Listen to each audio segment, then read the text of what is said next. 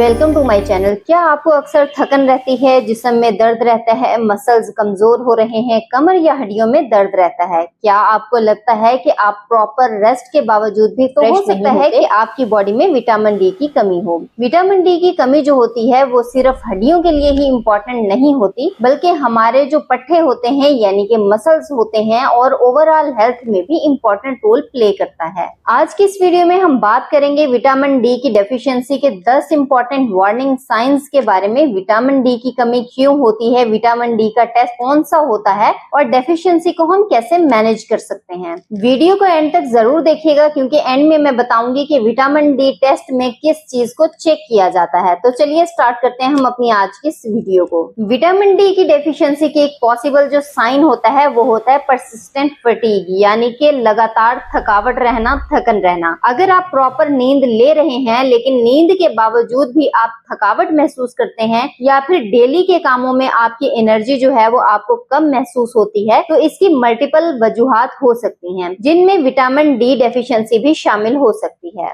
दूसरा warning sign होता है हड्डियों में दर्द होना। विटामिन डी बॉडी को कैल्शियम एब्जॉर्ब करने में हेल्प करता है। विटामिन डी की शदीद कमी या फिर बहुत लंबे अरसे से कमी जो होती है वो हमारी हड्डियों की सेहत को मुतासिर करती है, और हड्डियों की सेहत मुतासिर होने से हड्डियों का दर्द जो होता है वो हो सकता है। तो इसलिए अगर किसी भी मरीज को, किसी भी इंसान को अगर हड्डियों में दर्द रहता है मुसलसल, तो वो उसको चाहिए कि वो विटामिन डी की जो डेफिशिएंसी होती है उसका टेस्ट लाजमी करवाए। तीसरा वार्निंग साइन है मसल्स में वीकनेस हो जाना, यानी कि पट्टे कमजोर हो जाना। क्या आपको सीढ़ियां चढ़ने में मुश्किल पेश आती है, या फिर आप चेयर से जब बैठ के उठते हैं तो आपकी जो टांगे हैं वो कमजोर महसूस करती हैं? विटामिन डी की डेफिशिएंसी में मसल वीकनेस हो सकती है। अगर आपको पट्टों की कमजोरी जो है वो मुसलसल महसूस हो रही है, तो हो सकता है कि आपकी बॉडी में विटामिन डी की कमी हो। चौथा वार्निंग साइन होता है मसल पेन या फिर मसल क्रैम्प्स। कुछ लोगों में विटामिन डी की जो कमी होती है उसके साथ साथ मसल्स का जो दर्द होता है वो होना शुरू हो जाता है, क्रैम्प्स या फिर जनरलाइज्ड बॉडी डिस्कम्फर्ट होता है। तो इस केस में भी ये हो सकता है कि पेशेंट को विटामिन डी की कमी है। लेकिन याद रखें कि मसल पेन की और भी बहुत सी कॉजेज हो सकती हैं, जैसे कि इलेक्ट्रोलाइट इम्बैलेंस हो जाना, या फिर ओवर यूज हो जाना, या फिर इसके अलावा होता है मेडिकेशन का इस्तेमाल, या फिर दूसरी मेडिकल कंडीशंस में भी जो मसल पेन है या फिर मसल क्रैम्प्स है वो हो सकते हैं। पांचवा साइन है बार बार कमर में पेन होना। अगर आपको चलते फिरते उठते बैठते मुसलसल कमर का दर्द महसूस होता है, तो हो सकता है कि आप विटामिन डी की कमी का शिकार हो। मूड चेंज होना। एक रिसर्च के मुताबिक हमारा जो विटामिन डी होता है और जो हमारे दिमाग की हेल्थ होती है यानी कि सेहत होती है, उस पर रिसर्च की गई है। जो जिन लोगों में विटामिन डी की कमी थी उनमें देखा जा सकता था कि उन लोगों को डिप्रेशन था, यानी कि वो डिप्रेशन का शिकार थे। अगर आपको भी लो मूड होता है, मूड स्विंग्स होते हैं, डिप्रेशन है, या फिर इरिटेट होते हैं, या फिर किसी भी चीज पर आप फोकस नहीं कर पाते, तो हो सकता है कि आप में विटामिन डी की कमी हो।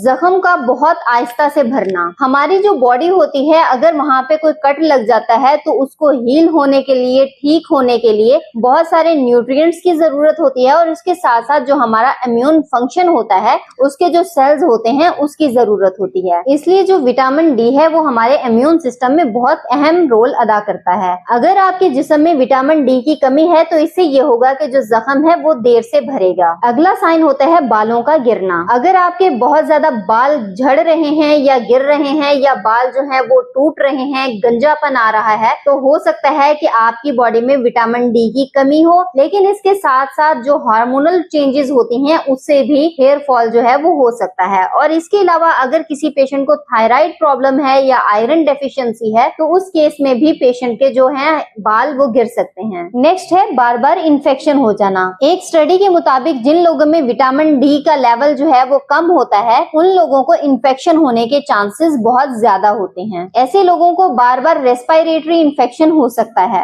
बच्चों में ग्रोथ और हड्डियों का मसला होना। बच्चों में शदीद विटामिन डी की कमी जो होती है वो रिकेट्स का सबब बन सकती है। ये एक ऐसी बीमारी होती है जिसमें बच्चों की हड्डियां जो होती हैं वो कमजोर हो जाती हैं और नरम हो जाती हैं, और इससे जो बच्चे की ग्रोथ है उस पे भी असर पड़ता है, और जो हड्डियों की डेवलपमेंट है उस पे भी असर पड़ता है। इसलिए अगर किसी भी बच्चे की ग्रोथ जो है वो ठीक तरीके से ना हो रही हो, या फिर हड्डियां उनकी कमजोर हो या फिर नरम हो, तो इस केस में हो सकता है कि उस बच्चे में विटामिन डी की कमी हो। अब सबसे इम्पोर्टेंट सवाल पे आते हैं कि विटामिन डी की कमी चेक करने के लिए कौन सा ब्लड टेस्ट होता है। तो इसके लिए आमतौर पर 25 हाइड्रोक्सी विटामिन डी टेस्ट किया जाता है। ये टेस्ट जो होता है वो खून से किया जाता है और इस टेस्ट से ये पता चलता है कि पेशेंट के ब्लड में विटामिन डी का स्टेटस क्या है, यानी कि विटामिन डी की वैल्यूज कितनी हैं। अब हम बात करते हैं कि विटामिन डी की कमी क्यों होती है। बेसिकली विटामिन डी की कमी उन लोगों को होती है जो लोग सूरज की रोशनी से दूर रहते हैं, यानी कि वो 9 to 5 जॉब करते हैं और सिर्फ अंदर ही रहते हैं और सूरज की रोशनी में नहीं निकल पाते। तो ऐसे लोगों में विटामिन डी की कमी हो सकती है। और इसके अलावा ऐसी खुराक नहीं खाते कि जिससे हमें विटामिन डी मिले, तो उन लोगों में भी विटामिन डी की कमी हो सकती है। इसके अलावा अगर किसी पेशेंट की डार्कर स्किन पिगमेंटेशन है, या फिर बॉडी में विटामिन डी की एब्जॉर्प्शन का मसला है, या फिर मोटापा है, या फिर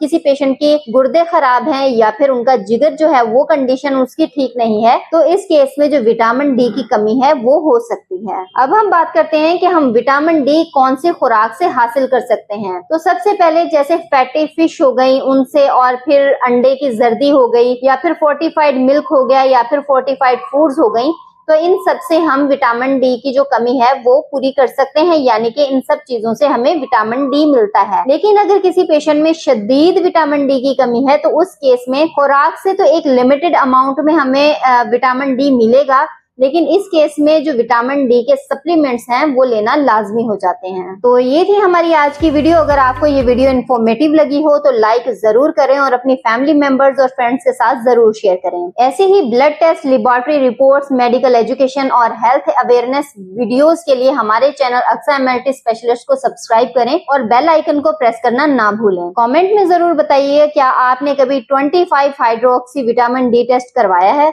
मिलते हैं नेक्स्ट वीडियो में। Thanks for watching.